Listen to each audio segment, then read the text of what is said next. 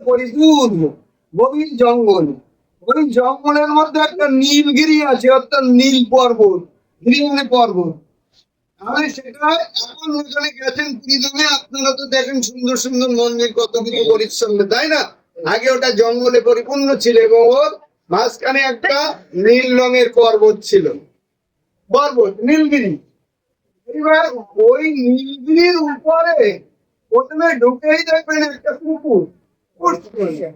এই পুকুরটার নাম হচ্ছে দিব্য পুষ্কর, অর্থাৎ দিব্য পুকুর।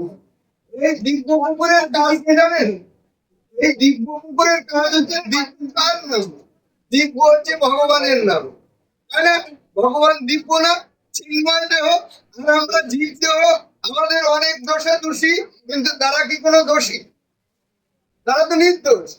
তাহলে এই দিব্য পুকুরের কাজ হচ্ছে যে ওই পুকুরে স্নান করলে কিংবা ওই পুকুরের জল যদি আপনি একটু মাথায় দিতে পারে, তাহলে আপনাদের ভেতরে যে কালিমা, ময়লা, কুয়াশা, হ্যাঁ, আগাছা এগুলো আছে, এগুলো সব পরিষ্কার হয়ে মোটর সাইকেলে ক্লাচ চাপলে যেরকম নিউট্রাল হয়ে যায়, ঠিক এইরকম নিউট্রাল হয়ে যাবে। দেখুন কত মজা ফ্রেশ স্নান করলে বা তার একটু জল নিলে। এই পুকুরটার নাম দিব্য পুকুর। এইবার দিব্য পুকুর থেকে একটু দক্ষিণ দিকে গেলে একটা বড় গাছ দেখতে পাবেন। গাছটার নাম হচ্ছে কল্পবৃক্ষ। কল্প অর্থাৎ রামকৃষ্ণ পরমহংসের কল্পতরু সাজিয়েছিলেন না, যা চাইলে তাই পাবেন। গৌরাঙ্গ মহাপ্রভু কল্পতরু সাজে না। তোরা আজকে যা প্রয়োজন বল, আমি তো করতেছি না।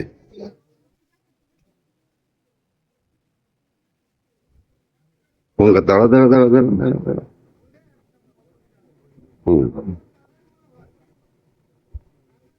ডাক্তার দা, একটু ভিতরে একটু জগন্নাথ দেবের ভিডিও করার কোন সুযোগ আছে? আপনি যেমনি বলবেন সেমনি যাব, আমি আপনার সাথে যাব। এই পথের বহু আগে তিনি ওখানে থাকবেন। এদিকে গৌড়িয়ারা যাবে, উড়িয়ারা যাবে, তাদের ভিতরে একটা বন্ধন মিলনের জন্য। রথযাত্রার কিছু না, লক্ষ লক্ষ লোক ওই ভক্তরা একসঙ্গে যখন রশি টানবে, এই রশি টানার অর্থ হচ্ছে আমাদের ভিতরে বন্ধন সৃষ্টি করতে হবে, আমাদের ভিতরে মমত্ববোধ তৈরি করতে হবে, আমাদের ভিতরে আন্তরিকতা নিয়ে আসতে হবে। আর এগুলো যদি না পারি তাহলে ভুল হয়ে যাবে, কারণ আমাদের অনেকের সঙ্গে অনবারই জন্যে এই রথযাত্রার উদ্ধার করলেন আমার ভক্তবৎসল জগন্নাথ দেব। আর মহাপ্রভু সেটা আরো সুন্দর করে রূপ দিয়ে দিলেন, যেই গৌর সেই কৃষ্ণ সেই জগন্নাথ। পরে সময় থাকলে বলবো সে কথা। এবার আমাদের এই মাসির বাড়িতে আসার উদ্দেশ্য অনুষ্ঠান, আমাদের ভিতরে এই ভগবান এসেছে, ভগবানের সঙ্গে একটা